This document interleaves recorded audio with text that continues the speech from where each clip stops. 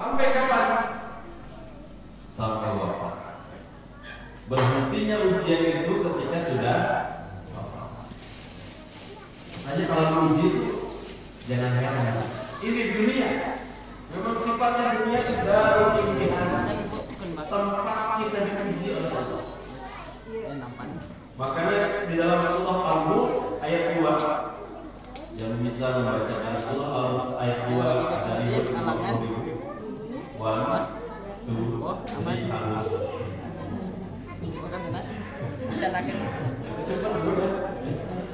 Alladzi khalaqal mauta wal hayata liyabluwakum ayyukum ahsanu amala. Dialah zat yang telah menciptakan maut, kematian, wal hayat, dan kehidupan, liyabluwakum, untuk menguji kalian, ayyukum ahsanu amala. Jadi Allah menjadikan kematian dan kehidupan ini untuk sarana ujian. Kenapa disebut kematian dulu, baru kehidupan? Kenapa Allah jadikan kematian dan kehidupan? Kenapa kematian disebut dahulu? Kita mati berapa kali? Berapa? 2. Dua kali mati. Hidup berapa kali? 2 kali juga. Ya, jadi hidup 2 kali, mati pun 2 kali. Kapan kita mati yang pertama? Sebelum kita diciptakan. Hakikatnya kita mati. Terus dihidupkan sekarang, hidup yang pertama. Terus dimatikan lagi. Ya, nanti. Ya, walaupun jadwalnya sudah ada, kelihatan wajah-wajahnya sudah siap-siap. Lalu kemudian dihidupkan yang kedua. Ya, hidup sekarang yang pertama, mati, kemudian di akhirat dihidupkan lagi, dan itu selamanya. Maka hidup 2 kali, mati pun 2 kali. Nah, Allah jadikan kematian dan kehidupan untuk menguji kalian. Apa tujuannya? Ayyukum ahsanu amal. Siapa di antara kalian yang paling baik amalnya, paling hebat amalnya, paling TOP BGT PSN amalnya? Tahu TOP BGT PSN? Banget bisa. Sekarang kan musim singkatan. TOP BGT PSN tahu banget bisa. DJ, hati-hati di jalan. TV Kamal, hati-hati kalau malam. Dedi Dores dengan diri doa restu. Inul Daratista, penyanyi dangdut Jomeka.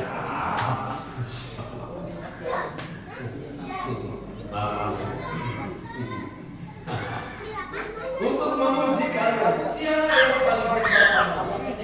Jadi rumus pertama, bahwa kehidupan dan kematian itu ujian dari Allah Subhanahu wa Ta'ala. Maka rumusnya adalah ketika kita diuji oleh Allah Subhanahu wa Ta'ala, jangan pernah fokus pada ujiannya. Ya, jangan pernah fokus pada ujiannya. Fokusnya pada apa? Sikap kita dalam menghadapi ujian. Gak penting ujiannya. Kenapa? Karena gak mungkin Allah salah mengirim ujian. Seperti, mohon maaf, Bapak Ibu pernah mengikuti ujian waktu sekolah. Dari SD ke SMP diuji, dari SMP ke SMA ada ujian juga. Ya, dari SMA ke perguruan tinggi juga diuji. Jadi itulah ujian. Nah, ketika kita mengikuti ujian, kemudian kita gagal, tidak lolos mengikuti ujian tadi, kira-kira yang salah soalnya apa jawabannya? Jawabannya. Soalnya nggak mungkin salah, cuma kita salah menjawab. Nah, itu masalahnya. Sama, Allah pun nggak mungkin salah mengirimkan ujian. Pasti soalnya benar dari Allah, ujiannya benar dari Allah. Masalahnya kita benar kan menyikapi ujian tadi. Nah itu yang kedua ya. Yang ketiga, apa sih bentuk ujian yang Allah berikan kepada kita sepanjang hidup itu? Ternyata Bapak Ibu yang dirahmati Allah, ujian yang Allah berikan itu gak banyak pada DKI. Hanya dua, gak banyak. Jadi sejak kita hidup sampai mati itu ujian cuma dua saudara. Di surah Al-Anbiya ayat 35 yang bisa ada riwayat saya naikkan 100.000. 1, 2, 3 hangus. Udah dinaikkan loh Bu, jadi 100.000. Ini saya bagi-bagi hadiahnya. A'udzubillahi minasyaitonirrajim. Kullu nafsin dha'iqatul maut wa nabluukum bisyarri wal khair fitnah wa ilaina turja'un. Setiap yang bernyawa itu pasti merasakan kematian. Saya pernah membahas ini, kalau tidak salah ada 3 rahasia dalam kematian. Masih ingat Bu? Ingat rahasia dalam kematian? 150.000. Rahasia waktu, tempat dan keadaan. Itu ya. Nah, setiap kita akan mati.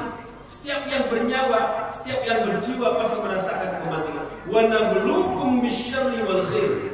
Dan kami menguji kalian bisyarri wal khair, dengan keburukan dan kebaikan. Jadi hanya dua. Ujian yang Allah berikan itu, satu dalam bentuk keburukan, bisyarri keburukan, wal khair, dan yang kedua dalam bentuk kebaikan. Gak banyak. Hanya dua. Nah masalahnya kita sering salah. Kita selalu menganggap bahwa yang disebut ujian itu yang buruk-buruk, ya. Sementara yang baik-baik tidak disebut ujian. Padahal kata Quran, baik itu kebaikan maupun keburukan, dua-duanya adalah ujian. Sakit ujian, ujian. Sehat ujian, ujian. Miskin ujian, ujian. Kaya ujian. Jomblo ujian. Sudah menikah ujian. Belum punya anak ujian. Sudah punya anak ujian. Nganggur ujian. Sudah bekerja ujian. Jadi staf biasa ujian. Jadi bos ujian. Hidup ujian. Mati pun ujian. Nggak ada yang bukan ujian. Semuanya itu ujian dari Allah. Kitanya saja yang salah menanggapi. Padahal keburukan kebaikan itu adalah ujian dari Allah Subhanahu wa taala. Orang yang diberikan kekayaan bukan berarti Allah meninggikan derajat. Itu ujian. Orang yang dikasih ujian dengan kemiskinan bukan berarti Allah sebel sama orang itu. Itu ujian. Karena dua-duanya ketika salah menanggapi kebaikan dan keburukan, nasibnya bisa sama. Kalau orang dikasih kekayaan, ya, tapi tidak bersyukur kepada Allah, maka kekayaan itu bukan jadi kemuliaan, malah jadi keburukan. Begitupun sebaliknya. Maka kita harus pandai menyikapi setiap ujian yang Allah berikan tadi. Ya. Satu, Allah jadikan kematian kehidupan ujian, ya, sebagai medan kita diuji Allah. Yang kedua, rumusnya jangan fokus pada ujiannya, tapi sikap kita pada ujiannya. Yang kedua, yang ketiga, bahwa ujian yang Allah berikan sepanjang hidup itu hanya dua. Satu, ujian keburukan. Dua, ujian kebaikan. Nah, saya yakin Bapak Ibu yang duduk di sini, saya yakin sedang diuji Allah.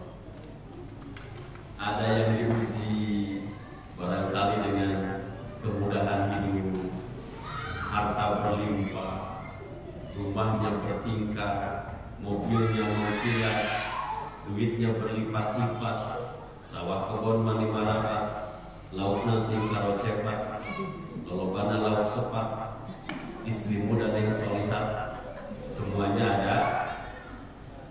Iji yang wali-wali.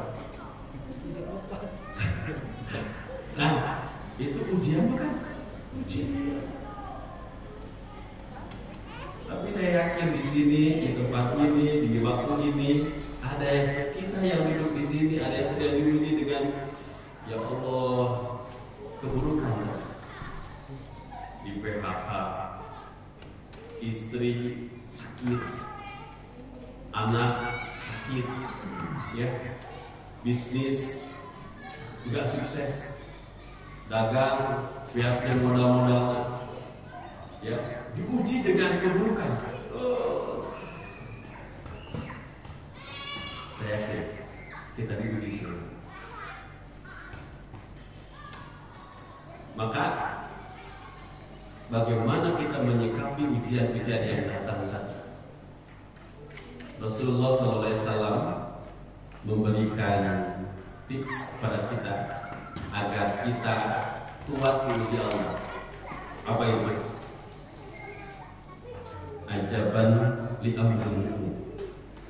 Sungguh luar biasa urusan orang-orang yang beriman. Inna amrahu kullahu lahu khair. Setiap urusan orang beriman itu selalu baik, gak ada yang buruk. Catat bu, urusan orang beriman itu selalu baik, gak ada yang buruk. Walaysa dzalika li ahadin illa lil mu'min, dan itu tidak akan mungkin terjadi kecuali hanya pada orang beriman. Orang kafir gak mungkin kayak gitu. Orang musyrik, orang zalim, orang di luar orang beriman gak mungkin punya sikap seperti itu. Apa?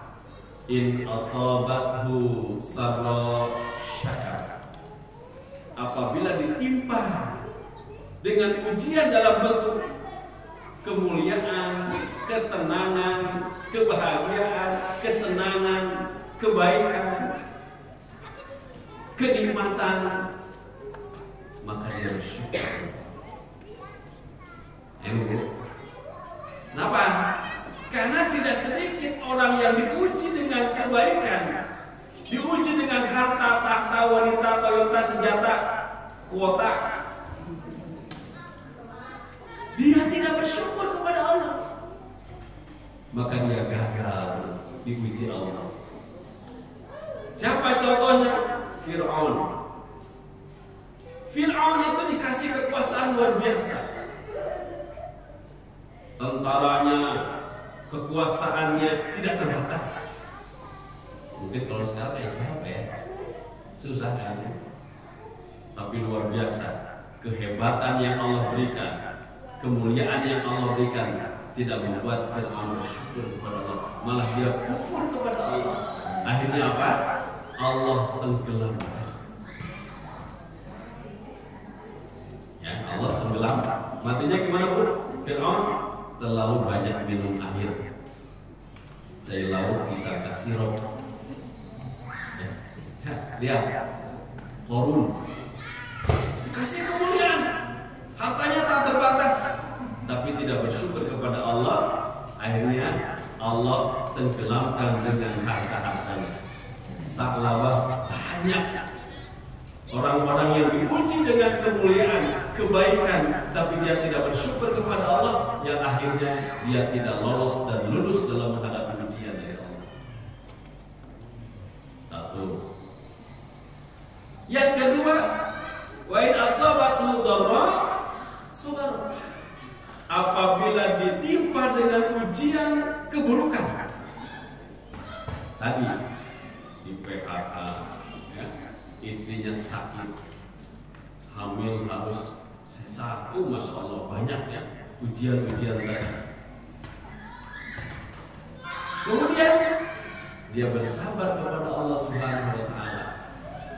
Maka kana khairul lahu, maka itu yang terbaik bagi seorang mukmin. Ketika diuji oleh Allah dalam bentuk keburukan, maka dia bersabar. Kira-kira kita diuji Allah itu yang kuat yang mana? Yang kesenangan atau keburukan? Ini dua-duanya sebetulnya berat, ya, berat. Oleh karena itu panduannya hanya dua. Kalau ujiannya dalam bentuk kebaikan, maka bersyukur. Kalau ujiannya dalam bentuk keburukan, maka bersabar. Nah, hari ini jamaah yang dirahmati Allah, kita tadi sudah mendengarkan sedikit paparan dari Ketua DKM kaitan dengan kondisi saudara-saudara kita di Palestina yang luar biasa. Ini ujian kebaikan atau keburukan? Keburukan ya, luar biasa itu. Dijajah sudah hampir 100 tahun. Kondisinya makin hari makin sini itu luar biasa. Ini terakhir update data itu yang meninggal itu sampai hari Jumat kemarin tanggal 3 November itu 9.227 orang yang meninggal akibat bom penjajah Israel. 1.200 itu anak masih tertimbun dalam reruntuhan sampai hari ini. Ini luar biasa genosida, pembunuhan massal yang dilakukan oleh sebuah disebut bangsa dan kita tidak mengakui, karena Israel itu tidak punya negara sebetulnya. Makanya dulu kenapa Israel bisa ada di Palestina sebetulnya? Itu tahun 1940 itu mereka terusir, ya, dan dibantai oleh Hitler sebetulnya, bangsa Yahudi. Ya. Mereka dibantai oleh Hitler dan disisakan sedikit. Ya. Kenapa disisakan? Aku membantai, kata Hitler, bangsa Yahudi, dan aku sisakan sedikit. Supaya apa? Supaya dunia tahu kenapa aku membantai Yahudi. Jadi sekarang tahu ya, kenapa Hitler saja yang bukan Muslim membantai gitu kepada bangsa Yahudi. Kenapa? Ya, lihat sekarang kelakuannya kayak gitu. Mereka di Eropa nggak diterima, ya. Mereka jadi pengungsi begitu ke sana kemudian yang menerima cuma satu, yaitu negara Palestina. Mereka tampung itu Palestina, seorang orang-orang beriman, siapapun tidak melihat agama harus menolong, ya. Ditolong, dibuka pintu lebar-lebar, diperlakukan bangsa Yahudi yang berbeda agama itu seperti manusia. Yang oleh Hitler itu dianggap apa? Monyet berkudis, ya, monyet berkudis, ya. Tapi diterima oleh Palestina saat itu, ya. Diberikan kehidupan yang layak. Tapi setelah mereka di situ hidup dan merasa kuat, tahun 1948 mereka memproklamirkan negara Israel. Bayangkan, ya, seorang yang tadinya terbuang, terusir, ditampung oleh ini, kemudian mengusir tuan rumahnya sendiri. Ngeri kan? Sampai sekarang, ya, sampai sekarang. Entah sampai kapan. Kemungkinan sampai kiamat. Alhamdulillah.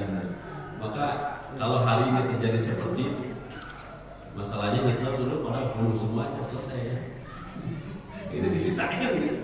Ya sisanya sedikit sebenarnya, tapi luar biasa ganasnya, luar biasa, sampai menyalahi aturan perang internasional, rumah sakit, gitu ya, itu kan dibombardir, ya, anak-anak betapa yang meninggal, yang wafat. Bahkan Menteri Pendidikan Gaza itu sudah menutup untuk tahun ajaran 2024-2025 itu sudah ditutup karena tidak ada siswa, karena wafat semua.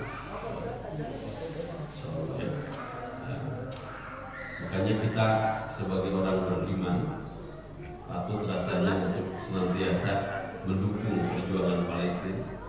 Ya, tadi saudara-saudara kita, ya, dari berbagai unsur, ya, bukan hanya Islam tapi seluruhnya dari agama lain juga sama berkumpul menyuarakan kemerdekaan Palestina dan mengutuk ya serangan Israel kepada Palestina. Kita minimal apa yang perlu kita lakukan, pertama berdoa di setiap di setiap sholat kita. Jangan lupa untuk mendoakan orang-orang Palestina, bangsa Palestina, saudara kita yang di situ ada kiblat pertama umat Islam Al-Aqsa. Kemudian di situ masjid yang dimuliakan yang ketiga ya, oleh Allah Subhanahu Wa Taala setelah Masjidil Haram, yang kalau kita sholat di situ pahalanya 100.000 kali dibanding dengan Masjid Al-Ukhwah ya, di Madinah 1000 kali dan di Al-Aqsa 500. Di Al-Jabar nggak ada kemuliaan juga, di Al-Jabar mah 10 kali lipat dibanding Al-Ukhwah nggak ada. Cuma dapat megah doang ya, tapi kita bangga. Nah, jadi satu, kita mendoakan di sholat-sholat kita, doakan mereka sebagai wujud kita, bentuk keimanan kita kepada Allah Subhanahu Wa Taala, peduli kepada sesama. Innamal mu'minuna ikhwah, ya. Orang-orang mukmin itu bersaudara. Yang kedua juga kita perlu kalau ada bisa membantu secara materi dengan donasi, itu lebih bagus. Karena yang dibutuhkan mereka bukan tentara kita yang ke sana, bukan kita yang jihad ke sana. Mereka hanya butuh tadi sokongan doa dan juga bantuan secara materi. Selebihnya iman mereka kuat. Jadi kita harus punya kebanggaan. Kalau anak-anak Gaza itu ditanya, apa cita-citamu? Kami pengen syahid di Al-Aqsa. Anak-anak itu. Ya. Kalau anak-anak kita pengen jadi apa? Seperti Ronaldo. Ya, anak-anak kita ingin seperti Lionel Messi. Mereka cita-citanya ingin membela Masjid Al-Aqsa, ingin syahid. Luar biasa. Jadi luar biasa. Dan jangan heran kalau di Gaza itu kan Islam bukan hanya sekarang, udah sering deh. Hilang 2 juta, datang lagi 2 juta. Jadi mereka itu luar biasa. Para ummahatnya, para ibu-ibunya itu memang luar biasa. Melahirkannya bukan 1, 3, 4 kadang-kadang ya. Jadi penggantinya itu luar biasa. Karena bapak-bapaknya rajin, luar biasa. Dan mereka para penghafal Quran luar biasa. Nah, ini kita yang ketiga, bagaimana kita memboikot produk-produk yang suka kopinya Starbucks, beralihlah ke white kopi. Tapi ini paling kopi dan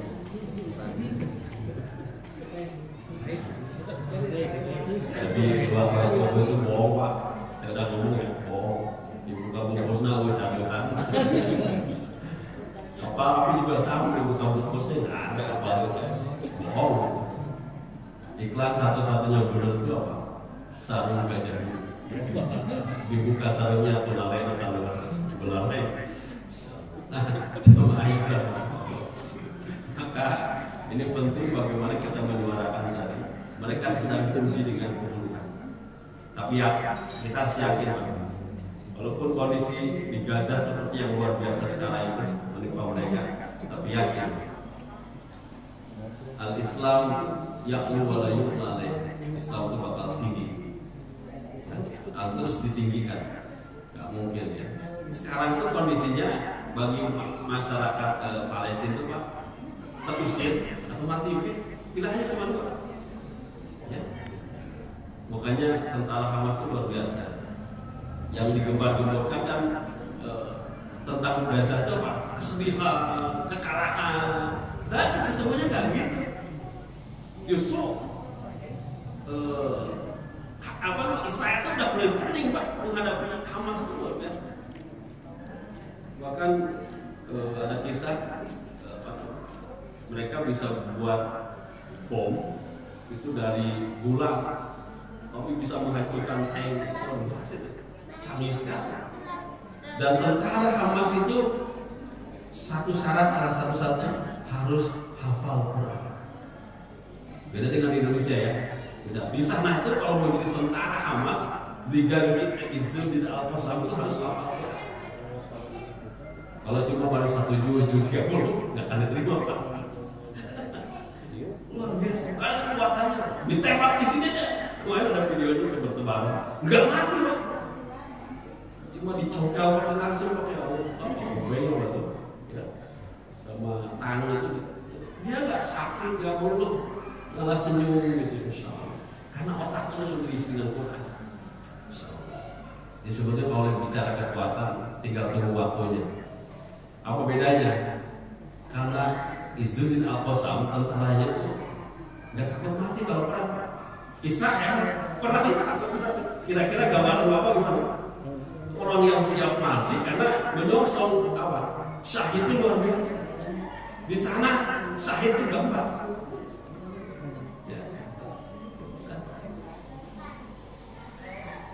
Bahkan di sana kan seperti apa namanya Masjid Al-Aqsa itu menjadi otoritas Yordania sebenarnya. Jadi orang yang masuk ke situ KTP-nya apa harus Israel. Makanya orang Gaza sendiri itu belum tentu setahun sekali sholat di Al-Aqsa, belum tentu setahun sekali, dijaga ketat. Yang agak agak bebas itu ya mereka yang punya apa KTP-nya KTP Israel. Luar biasa ya di sana. Kita doakan dan mereka diberi kekuatan dan kemenangan dan tentunya kemerdekaan bagi bangsa. Nah ini ujian luar biasa ya. Ini bagian dari ujian.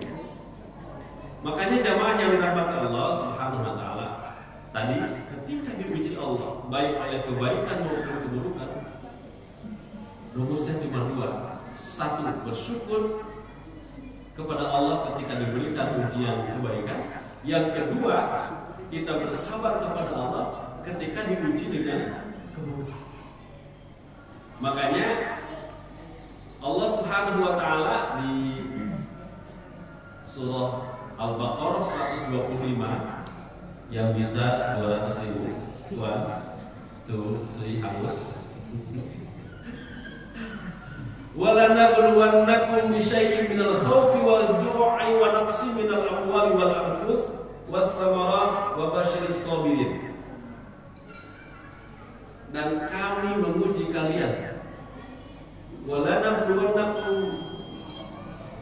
gimana tadi kata Rasul? Menit. Nangkul ayatnya ya.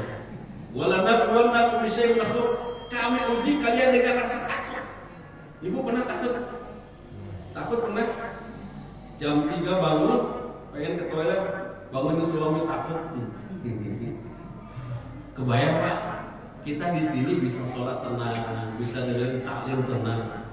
Bayangkan hari ini saat ini, ya orang Gaza mau sholat aja ketakutan. Karena bom itu bisa datang kapan saja, ya bisa datang kapan saja. Insya Allah. Sampai bayi-bayi tertimpa runtuhan bangunan yang luar biasa. Itu kan ketakutan luar biasa. Sebagai manusia sama dengan kita takut. Mungkin kita mah takut yang lain ya, tapi mereka luar biasa. Ya. Khauf, ketakutan. Kita kadang dihinggapi takut miskin, ya, takut nganggur, ya, takut nggak punya pasangan. Ketakutan paling begitu. Tapi mereka ketakutannya luar biasa. Khauf wal ju', apa? Ju', lapar. Mereka, masya Allah, untuk makan aja susah. Ya pusat-pusat sarana umum dihancurkan semua. Pasar, rumah sakit. Coba bayangkan mereka makan gimana? Makanya kita perlu bantu itu seperti itu. Yang dibutuhkan mereka tadi sandang pangan dan dihancurkan. Bahkan ada masjid apa namanya di video itu yang ketika azan itu langsung dibom, hancur, langsung berhenti azannya. Jual kelaparan, wa naqsi minal amwal, kekurangan harta otomatis. Dengan perang ini luar biasa, semua hancur, pasti jatuh miskin. Wal anfus, dan kekurangan jiwa, artinya kematian. Udah jelas tadi datanya 9.000 lebih orang yang wafat sampai hari Jumat. Ini bertambah pasti, saya yakin bertambah. Terus itu kemudian kekurangan jiwa, kematian. Kemarin paman saya itu di rumah sakit lebih dari 1 bulan, udah dari Al-Islam pindah ke. Saya datang ke situ menyemangati karena yang luar biasa penyakitnya. Saya bilang, Mang, jangan fokus pada ujian. Mau stadium 4 loh, guys. Stadium 4 kanker paru. Saya bilang, Mang jangan lihat penyakit, tapi bagaimana sikap Mang menghadapi ini. Gak penting penyakit, dan bagi Allah gampang ini.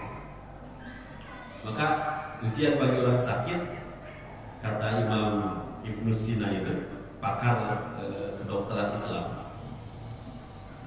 jadi ahli kedokteran. Kalau saya ahli waris.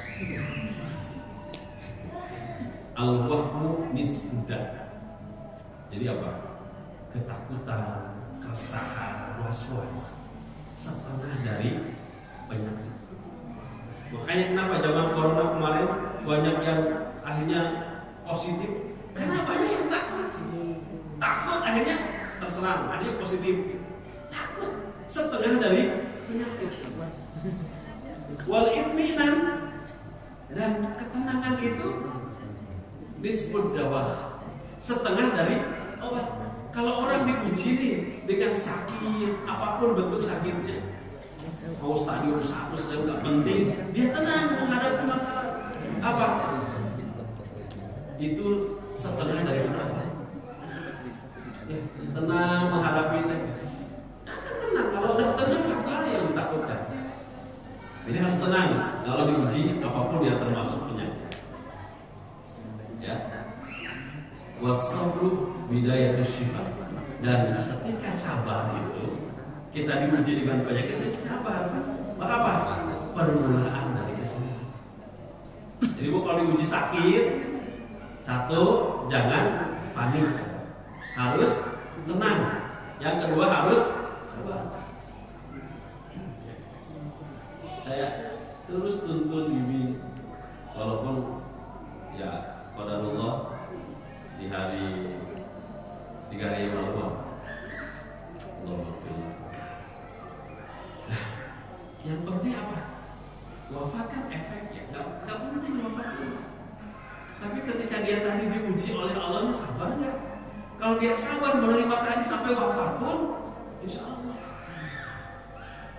Satu, Allah angkat penyakitnya, Allah turunkan ampunan. Penyakit itu jangankan penyakit yang stadium kayak gitu Pak. Kita tertusuk duri aja menghapus, terus semakin berat penyakit, maka dosanya semakin banyak. Ini kayak ibu-ibu katanya, ini berita gembira buat ibu. Bapak-bapak kalau punya istri, terus mohon maaf bodinya melebar, mohon maaf, terus bapaknya sering menggendong istri, itu maka dosa bapaknya dikurangi seberat-berat badan istri. Semakin badan, maka dosanya semakin. Nah, tolong ya, jangan menghina orang yang apa ya. Ternyata manfaatnya luar biasa. Pada kawin sering-sering lah memangku gitu, supaya dosa. Kita lihat dulu ya. Boleh lihat dulu atau gimana? Lihat dulu, kita sholat dulu. Bukan sholat dulu ya, sholat isya. Bidah ya kalau sholat dulu. Ada sholat dulu, kita sholat isya dulu. Terima kasih. Assalamualaikum warahmatullahi wabarakatuh. Waalaikumsalam warahmatullahi wabarakatuh. Dan ketika diuji dengan keburukan, ini yang kadang kita lebih, misalnya sedang diuji. Ketika kita sedang diuji dengan kebaikan, justru kadang-kadang kita sedang merasa gitu, nggak sedang diuji. Maka jangan pernah kita salah memdiagnosa ujian. Jamaah yang dirahmati oleh Allah Subhanahu wa taala, tadi bentuk ujian keburukan itu di surah Al-Baqarah 125 ada berapa Bu? Walanabluwannakum bisyai'in al-khauf, ketakutan, rasa takut, walju, kelaparan, wa naqsin minal amwal, kekurangan harta, wal anfus, dan jiwa, kematian, wat thamarat, kurang gizi, buah-buahan. Alhamdulillah ada nih. Ini lambang Palestina sekarang ya. Semangka itu luar biasa. Sengaja ya. Nah, itu ujian-ujian dalam bentuk keburukan. Dan di Palestina itu lengkap sudah ujian. Ketakutan iya, kemudian kelaparan iya, kekurangan harta, jiwa, kemudian kekurangan gizi, betapa luar biasa itu bentuk-bentuk ujian dari Allah Subhanahu wa taala. Maka di Indonesia pun sebetulnya ujian. Ya, ujian itu kan bisa datang macam-macam. Saya yakin ujian kita beda-beda, Pak. Ada yang diuji dalam rumah tangganya, ada yang diuji dengan istrinya, ada diuji dengan suaminya, ada diuji dengan anak, ada diuji dengan ekonomi, ada yang diuji dengan jabatan, macam-macam ujian. Satu kali ada orang datang, Ustaz, suami saya selingkuh. Bu, ya, diuji suaminya selingkuh, kuat nggak Bu?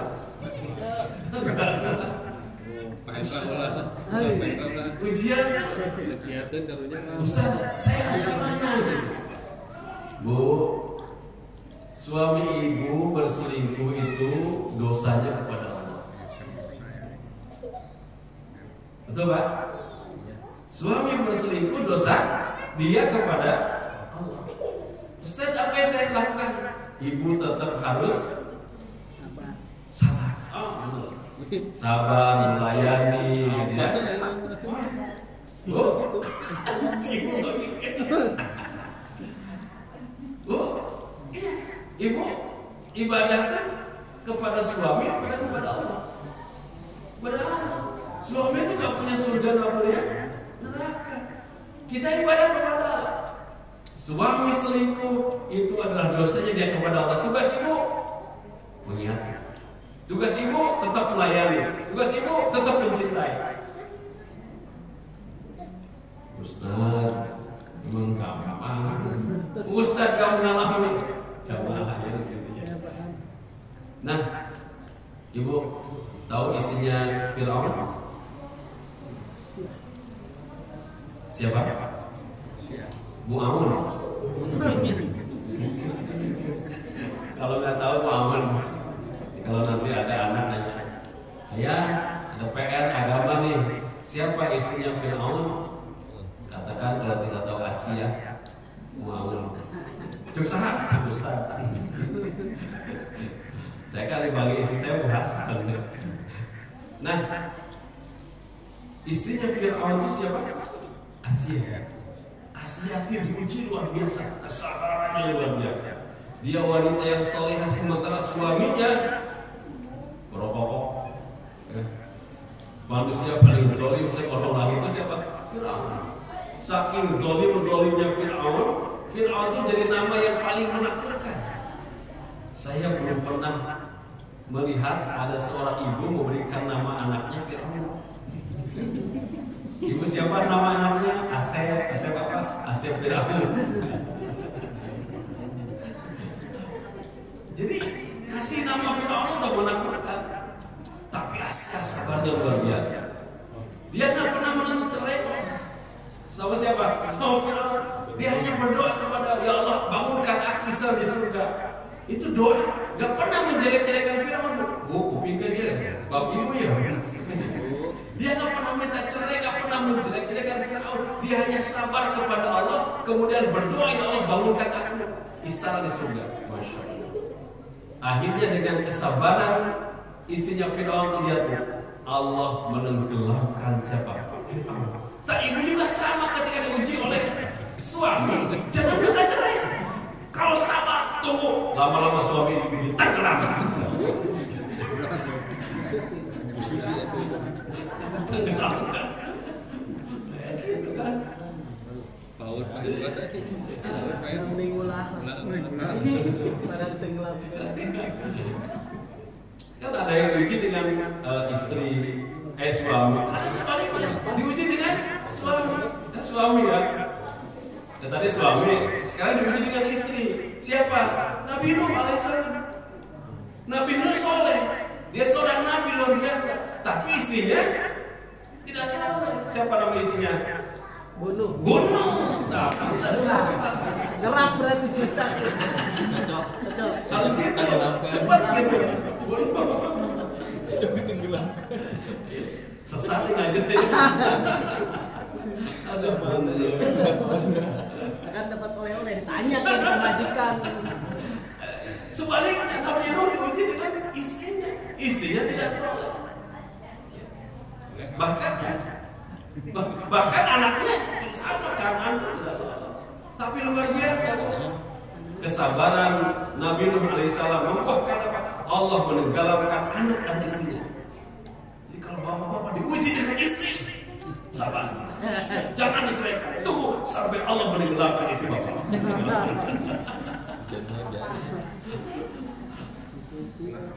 Nabi Lut juga diuji dengan istrinya.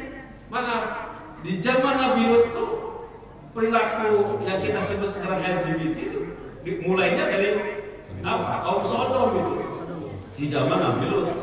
Dan maaf, saat itu hanya ada satu jenis, yaitu gay, penyuka sesama laki-laki. Belum ada lesbian, belum ada biseksual, belum ada. Saat itu hanya satu. Sekarang kan variannya udah banyak.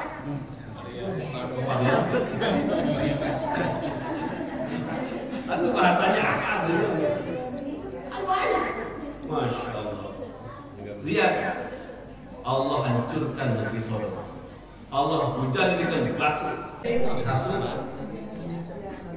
Bu, seberat apapun ujian yang Allah berikan pada kita, ingat ayat yang menyebutkan la yukallifullahu nafsan illa wus'aha.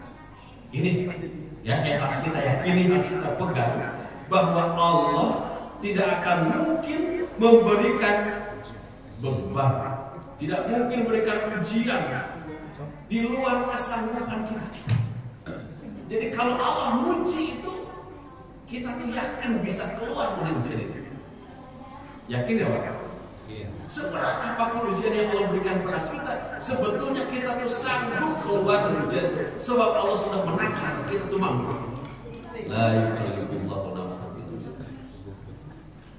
Makanya ketika tadi diuji dengan berbagai macam ujian tadi, yakini kita sanggup. Yang kedua, alladzina idza asabathum musibah qalu inna lillahi wa inna ilaihi raji'un.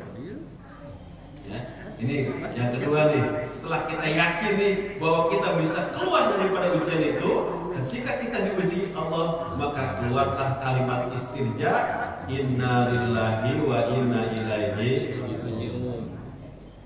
Semua kita milik Allah dan akan kembali kepada Allah. Jadi salah satu karakter orang beriman ketika diuji langsung muncul keluar inna lillahi wa inna ilaihi raji'un. Anjir ya udah gitu Pak. Lamun diuji langsung keluar eta, itu bukan orang beriman itu.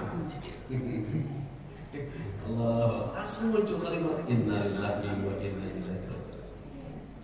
Apa balasan Allah bagi orang yang ketika diuji itu kokoh, kuat, berdiri tegak, mengucapkan inna lillahi wa inna ilaihi raji'un sepenuh keyakinan?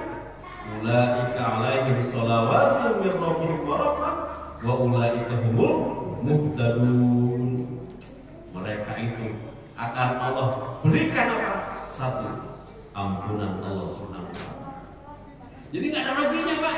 Diuji dengan keburukan, kita sabar, Allah ganti dengan ampunan Allah. Nggak ada yang rugi Pak. Allah berikan ampunan yang barangkali kalau kita tobat secara belum tentu Allah terima tobat kita, karena banyak hal yang menghalangi tobat kita. Bisa dosa, bisa apa. Tapi ketika kita diuji oleh Allah kemudian kita bersabar, nanti saya bahas tentang menjadi ayah yang amanah, insyaallah. Ini kan strategi pemasaran ini. Agenda kan. Ini kan tanggal 12 itu hari ayah, ya, hari ayah luar biasa. Nah, ini Allah berikan ini.